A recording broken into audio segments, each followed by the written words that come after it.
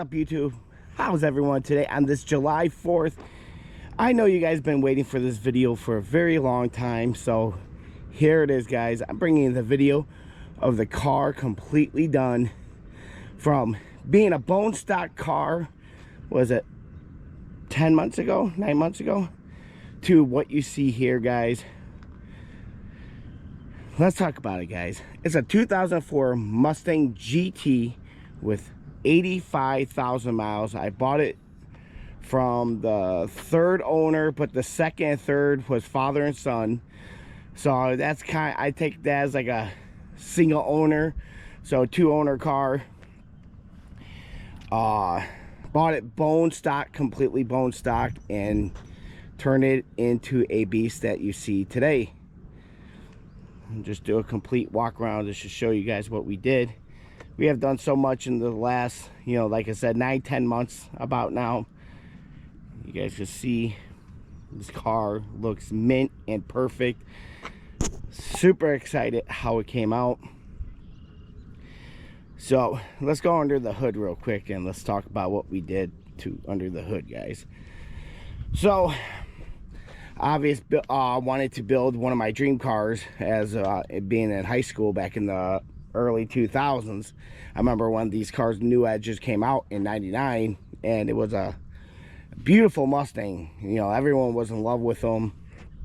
Great styling, was a new styling for the SN95 compared to the SN95 models of 98. But what we have done under the hood is we have done a lot, actually. Obviously, you see that I have braced the car to give it completely stiffness for road course. But you guys can see we added a V2 supercharger with the intercooler. What else we did? We added a SVT 3-roll intercooler radiator. We added a 140 amp alternator, just because when you're there you might as well replace it, because putting the belt on was super fun. Obviously, you guys could see we did the Maximum Motorsports camber plates. Koni's yellow shocks in the front, so they're adjustable. We did BBK shorty headers. So we definitely took care of the underneath of the car, under the hood. And obviously we did a VIS racing carbon fiber hood. Obviously, because you guys could see how super clean the engine bay is, for 85,000 miles, for being a 20-plus-year-old car. With the front, obviously you guys could see we're rocking the 2001 Cobra front bumper from LMR. Looks very sick on this car. The color came out great. We went with the LMR headlights with the black housing, just to give the whole front end a complete mean look to it, which I love the look. Let's pop the hood. I'll pop the hood right now to show you guys.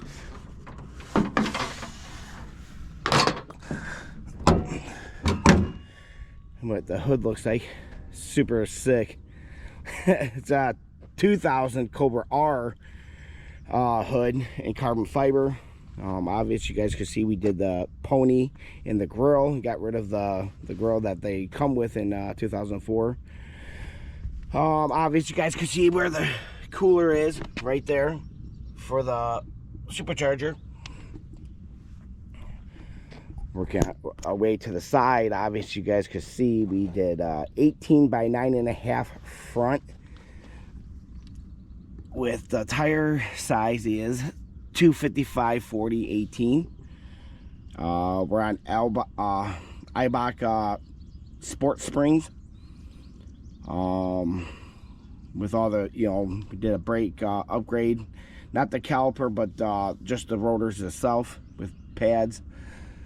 Obviously, you guys can see all 2004 came with the 40th anniversary badging. Some people hate it, some people love it. I think it looks good. Working to the back, or the side, we have, we're not talking about the interior yet. Working on our way to the back, we got 305s, 3540s in the back. Nice, meaty, fat tire by 18 by 10.5 inch wheels. Obviously we did the Coney's yellow shocks, and we got the quad shocks reds. Obviously this car has a full exhaust shorty BBK headers into a cat delete or catless X pipe into boiler attacks exhaust system. I think they sound the best on this car. Nice and rowdy. Working our way to the back. Obviously you guys can see we did the battery relocation to the back. Obviously we did a cross brace to stiffen up the suspension more. I do have a subwoofer amps up. I still got to finish, so stay tuned for that. That's pretty much it for the back. Obviously we did rear end. Let's see if we can see it. You can't see it, but we did a rear end.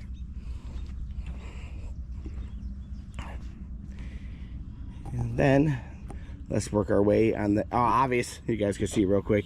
I did tint the windows. They're only 40%. Instead of doing like 20 and stuff like that, I still kind of wanted to give it a nice factory look, so I went with a 40. What you can see, I like it. Like I said, it's not too dark. Obviously everyone likes to black them out, so let's start with the interior now. Next, obviously you guys can see we did a rear seat delete in the back. No one sitting in the back, guys. Obviously you can see we did the beautiful race seats. Obviously we did the GT floor mats to go with the interior. Obviously I brought the car to 2025. I did a B&M hammer shifter. Obviously you guys can see I did the 40th anniversary badging to bring it inside the interior. Did a beautiful Kenwood navigation system with XM radio, so it does have XM radio and Navi, so that brings it to the 2025. You see we did the billet levers for the heat fan control, and obviously you guys can see we did the billet door locks, smaller antenna just to give it a cleaner look. What else? There's so much stuff that I've done to this car. We did do a K-member. We did replace a lot of the bearing bushings and all that. We did A-arms. So everything up front is brand spanking new. We did a oil pan, a race oil pan, just to give it the extra oil it needed for the supercharger. Better for cooling and better for protecting the engine. Obviously more oil, the better protection you're going to get, because you never want to run out of oil. Guys, it's just like I said, it's been a long journey. You guys have been on the journey with me as I was building this car. Obviously we did the autometer gauges, we did the LMR beautiful steering wheel, the FR 500 that I think they call it. Beautiful, it works with the car very great. Obviously got the suede, got the black and the red stitching to go with the seats, which worked out really nicely. Obviously we got the bullet pedals on the bottom. A nice thing is I did a little billet here, but the nice thing is I was very lucky and got some NOS, which is new old stock of the UPR gauge bezel, which they don't make anymore, and I got lucky I'm finding one. It looks super sick and goes with the interior very well. Super excited how that came out. But yeah, guys, I just want to make a quick video for you guys that have been following me on this build and kind of just do a walk around. And I actually haven't been enjoying this car. It's been actually sitting in the garage. I've just been so busy with life that I just haven't. This is my first time actually taking it out in a while, so I just want to do a quick video of kind of like the recap of, you know, where we started and where we are ended up in. And I think the car came out beautiful. Probably one of the baddest new edge in the Chicagoland area, especially from coming from bone stock to this car was living its life bone stock, and it almost came to the end of its life of just being the car what it was, until I got my hands on it and built the car to be a dream spec. The only thing I have left is, like I said, I have the subwoofer and to finish the trunk, so that way it's show quality. and then I have the underglow to put on the car, which won't take long either. But like I said, I've been so busy with life that I haven't had a chance to really finish anything. And being this is July 4th, nothing more America than a Ford Mustang in red. But guys, I just want to thank everyone from the bottom of my heart for anyone that was following me on this build and watching the videos, liking, comment. You guys mean the world to me, you know. And obviously we did the honeycomb back just to give it some black in the back. But yeah, guys, I just want to thank you guys for, you know, being there. It wasn't for you guys, I don't know if I would keep doing this. I think the car came out beautiful. I think this is truly a one of a kind, and if you're going to build a new Edge, this is the new Edge that you would want to build. Yes, anyone could do a Coyote swap. It has been going on for 10 plus years already. It's nothing new. People think they put a Coyote motor in. Oh my God, they invented the wheel on the new Edge. Guys, it's been going on for 10 years. No one cares. I'm a purist where I like to see something original, not Coyote swap. You know, I hate when people do the Fox bodies and Coyote swap. I get it. You got money. You could do whatever you want with your money and stuff like that. But to me, I feel like it ruins the car. It's like repainting a Mustang. To me, I don't like when people repaint Mustangs. I get it. It's your car. But having the original paint just shows you how nice the car really is. Like, people don't understand that. Anyone could paint a car and make it look brand spanking new, but when you have original factory paint, guys, I'm telling you, there's nothing, and you know that nothing has been done to the car. People could hide stuff under paint. They could Bondo the whole quarter panel. I seen it, guys. I seen 1 inch of Bondo on a quarter panel before. So guys, but like I said, anyone could do a Coyote swap. It's nothing new. It's been, like I said, it's been going on for 10 plus years, and now it's so easy to do it. It doesn't take a rocket science to even do it anymore, because they have all these kits that you could just buy and just throw them in there. Back in the day, they didn't have that, so everyone was building them to actually, you know, be one off. Now everyone's doing it. But there's nothing wrong with the 4.6 2 valve. I feel like we get a lot of hate for being, you know, I get it. It wasn't the fastest thing out there, and it's a 2 valve. Everyone's like, oh, they blow up and stuff. Guys, they've been in police cars for a million years. They have a million miles on them. You take care of something, they're going to last. Obviously, we have this on safe boost. We're not pushing that much power, so it's not like I'm out there racing. I didn't build this car to race. It's not the purpose of it. It was technically just to build my dream car back in high school. Imagine if I had this in high school. Game over, guys.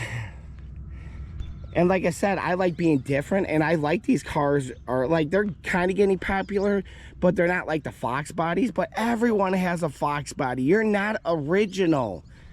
Everyone has them. It's just that's why I'm kind of glad I didn't get a Fox body, because I would just be like every 50-year-old that is going through a midlife crisis.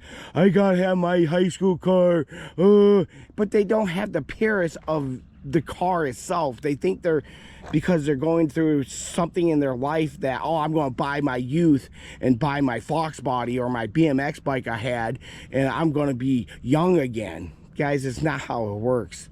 I bought this because I dreamed of owning a lot of cars, guys. I hate to say it, but I'm just see, that's the difference between a Fox body, because that's how I feel how they are. I'm a purist of Ford Mustang. I would drive and own every single one if I can. I'm not dedicated to one certain style. Like a lot of these guys are like, oh, Fox body's best one. It's not though.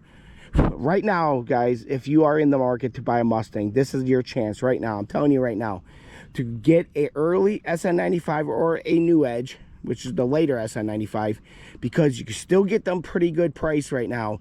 Because once these things start going up, and they will, you're gonna miss your opportunity to get into the Mustang game for cheap. And that's why I love these cars, guys. Look at the style of it. let's sit back and look at it, guys. This car has more style than the Fox body. They look better. They're stiffer suspension. They have the 5-lug. They're 4 disc. They're so much better than a Fox body, guys. This is the platform you guys want.